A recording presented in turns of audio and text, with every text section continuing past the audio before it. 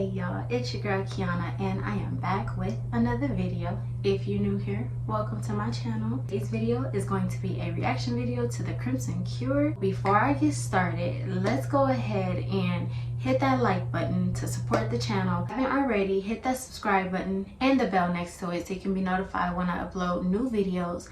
And throughout this video, if you have any opinions on this topic, go ahead and drop it down in the comment area. I want to hear your thoughts. Let's go ahead and jump right into it. Hey there, my Crimsonites, and welcome to the Crimson Cure channel. I am your host, femininity coach, and author of the Crimson Cure, and this is my perspective. So what are we talking about and how Black women help destroy Black men? And this is tied into what I've been talking about generational curses, and one of the reasons how Black women continue to perpetuate, or why we continue to perpetuate, is because we're not really changing how we think. We're not changing how we view the world. We're not changing how we view ourselves. We're not changing how we view our men. We're not changing any of those things. And so therefore, change is difficult or almost impossible to come by.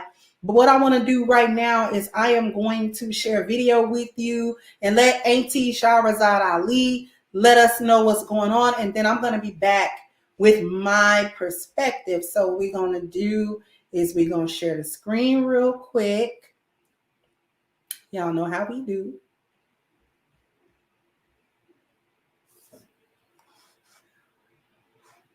Everybody hates. We hate a man who everybody hates. We hate him. His mama hate him. His family hate him. The white police hate him. The regular white men and white women hate him. This is a man who is hated by everyone. The only solace that God made for him was us. And when he comes to us and can't get any sanctuary at all, then he don't have no life. And then they win, because what they want to do is to destroy him and make us think that we are better than him, so that we will help the enemy destroy our own man. That God gave a man who... And she has a point. You know, you always see the Black women bringing down a Black man. And Black men have so much depression, so much stuff on their minds. They can't even get any peace because Black women are not even somebody that they can go to. Black men don't have anybody. Black men don't get a break. They don't get a break. It's always what the Black man is not doing. It's always what the Black woman wants. It's always what she deserves. And it's always about how a Black woman feels. Women do not take the time to even think about how their man is feeling, how their day really was. They don't take the time to be their peace. Allow him to come home and just relax and decompress. Women always going down a man's neck. You're not doing this, you're not doing that. Just nagging. That is all Black men hear from Black women. When we're supposed to be the ones who are bringing them peace. We're supposed to be the ones who are their sanctuary, right? Black women are supposed to be the ones that Black men can count on. But Black men can't even count on the majority of the Black women. You hear so many men saying they don't even believe in a relationship with a Black woman. They don't believe in keeping the culture and the family, because Black men see how Black women were raised. They don't want to raise their daughters like that. They don't want to raise their sons to be just like them, having to go through the same struggles as the dad. I had to let Auntie let y'all know what was going on, and she put it so beautifully that this is a man that is hated. Everybody has been taught to hate the Black man, to distrust him, to view him as less than, to view him as not worthy of anything. It was one of the things that I was talking about on the live stream that I did yesterday that you can check out right here, where I was talking about the young man in the report, a young man who doesn't have any direction, doesn't have anything going for himself in terms of someone telling him or teaching him what he needs to do and how he needs to be a man. And then we would look at him and call him a deadbeat. Out of the context, even outside of the context of his life, And we think of all Black men that way, whether they're boys or adults. If they're not doing what the collective of Black women think that they should be doing, then he's automatically nothing. And this is actually one of the reasons why we remain caught up in our generational curses, is because we continue to believe in the hatred of our men. We continue to believe in his worthlessness. We continue to believe in his uselessness. We continue to believe that he has no value, that he has no ambition, that he is deficient in his masculinity, and that he is inferior to every other type of man, and that he himself is barely a man. He's barely a human being. He's barely somebody that has any value at all. And the only use that we could possibly ever get out of such a man is sex, money, and whatever other non-sexual services that he might be able to render to us. Can we get him to come fix our car? Can we get him to come do some maintenance work in our apartment? Can we get him to, watch our kids? Can we get him to drop something off or pick something up for us, or do some type of what we consider to be man work? She brings up a very good point. The fact that women will say a Black man is useless, say he's worthless, say he is a deadbeat, say he is all these things, but you have these men out here that weren't taught to be better fathers, but they're trying to be the best father that they can be while learning it on their own. You have the men that the women call on that say they worthless, but they can go fix their car if they need the help. Women talk so bad about a Black man that they can't do anything, but they can do all things. And then it sucks because these women put these ideas already into a man, and then you have some of these men thinking that they aren't worth anything. You have these men that think that they are less than, that they are inferior, and that they're supposed to bow down to a woman. You have these women that take advantage of these men because these men don't know any better. And I said it before, I'm gonna say it again. You have the men nowadays that are not putting up with certain things that they would have before, just because they're starting to realize, they're becoming conscious, they're becoming mindful of the things that women do to the Black man to keep them down. They don't uplift them. They don't speak life into the Black man. The Black man is just supposed to sit here and do as a woman say, and that's it. Get talked about, get hated on. Everywhere they go, it's a door slapped into their face, and yet they still keep pushing. Black men always wonder why they don't have any peace in their homes, is because Black women are a part of the problem.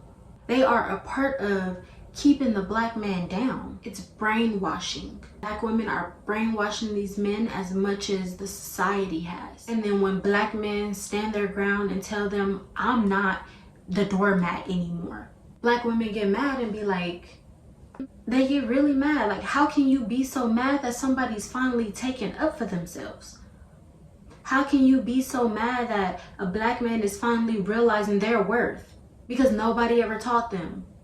What we consider to be the work of a beast of burden, which is really what it boils down to for us as Black women.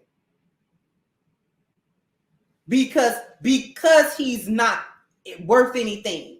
And this is the story that we not only tell ourselves, but we tell our daughters this same thing. We tell them from little girls that the men around them, regardless of the fact, we can be living in a 2-parent household where that man, her father, is doing everything that he possibly can do as a husband and a father to take care of his family, and we'll still tell our daughters that men aren't nothing, that Black men aren't nothing, that her father might be a one-off, and even he is not really worth anything because your daddy, I remember when your daddy did this, that, and the third, and we'll begin to expose his shortcomings to our children. We'll expose whatever he may have done in our personal relationship that I may not have liked we'll expose that to our daughters to illustrate the fact that he's not nothing.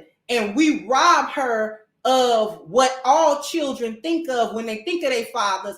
They think of the superhero. They think of the man that can't be hurt, the man that can't be, you know what I'm saying? And I don't even mean that in a bad way, but when little girls are growing up with their fathers, and even, we don't even have to be little, we can continue to do this as we are adults. We look at our fathers as invincible men. Absolutely, and I agree. The fact that these Black mothers can tell their daughters this, and it paints a different picture in the daughter's head from what they already had of their dads. Their dad was their superhero. Their dad was their king. They looked up to him, and a lot of daughters say to the dad, I want to have a man in my life when I grow up just as you are. I want my man to be just like you when I grow up. And then when the mom tells the daughter, well, you know, your daddy do some good things, but he does this, and this that's bad. And then that paints a different picture in the girl's mind. And now you have her thinking that, well, dang, if I thought my daddy was great and I was just shown that he does bad things too, or he has done bad things, but even though he changed, the negativity is still brought into her mind. Even with the positive, that negative had to be brought out. The mom just had to say something negative about the dad. That's what a lot of Black men do not like in the Black women. A Black man can be so positive, and here come a Black woman just being so negative, trying to put one step forward, and Black men getting knocked 2 steps back. Even when they can try their hardest, they can try 1,000% at being the best dad, the best husband, the best worker. That's why you have so many men out here single, childless, their own bosses, so entrepreneurs, because they don't have time to be brought down by their woman. The patience to feel like a failure with having children and still being brought down by the baby mama because she angry. He can be doing everything right. The Black man doesn't have time or patience for his boss to be down his back at every little thing. He didn't stack the crates right. I stacked the crates. How you stack crates is wrong. Do it over. Well, damn. Black men can't win for losing. And they try and they try and they try and they still get knocked down, so they never progress. Until you have these Black men now that are making a change for their lives. You have the Black men now that are changing their mindsets to be more positive, and now they're becoming more successful. And Black women don't even want to see the Black man successful. It's all jealousy. It's all insecurity, because the Black woman will feel that they will start to feel like they're inferior to a Black man just because they're progressing. A lot of these Black men want to take the Black women with them, but obviously you see that they can't take the Black women with them along for the ride, because the Black women will be jealous, they will be negative and bringing them down. Misery loves company. So unless you have a woman that's going to ride with you along the way and be positive and speak life into you and be motivating, and that's why we have these conversations, because women don't understand that these days. They don't understand how to be a woman. When it comes to having a sit-down conversation and break down any barriers that have been put up, it's hard for the Black man to do that, because they just take all their hits on the chin and then they keep it pushing. They push all that negativity to the back of their minds and keep it pushing. And it's not healthy for the Black man, it's not healthy for the children, and it's surely not healthy for the Black woman to keep continuing doing this to the Black man. So I'm gonna stop that video right there. If you guys liked it, go ahead and give this video a big thumbs up. If you have not already, please comment your opinions down below. And if you haven't already, hit that subscribe button and the bell next to it so you can be notified when I upload new videos. And I will see you guys in the next video. Bye.